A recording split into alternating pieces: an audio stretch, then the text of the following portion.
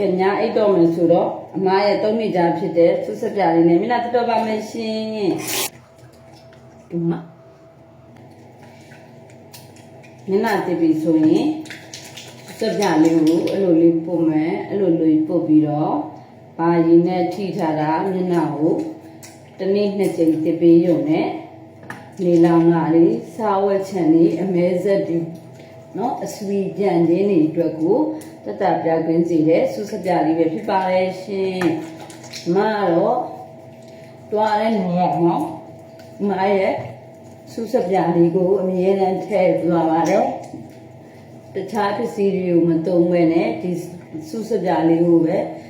နေကျင်တဲ့အမြတစ်ခုတည်းတော့ကိုသုံးဆွဲပြီးတော့အမြဲတမ်းသုံးပါရဲ့ရှင်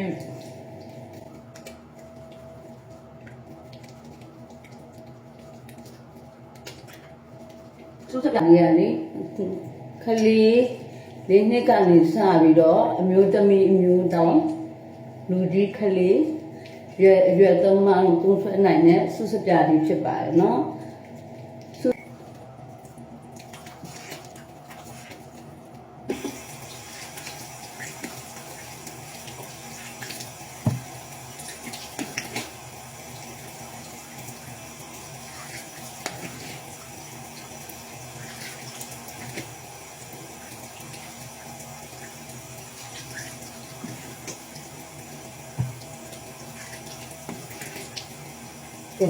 ဒီမှာပါချင်းနော်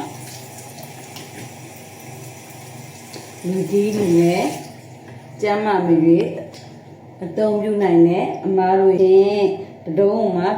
12000မှာမှာယူခြင်းနဲ့ဆိုရင်တော့အမရဲ့ CV သို့မဟုတ် Viber မှာလာရဆက်တယ်မိမြနဲ့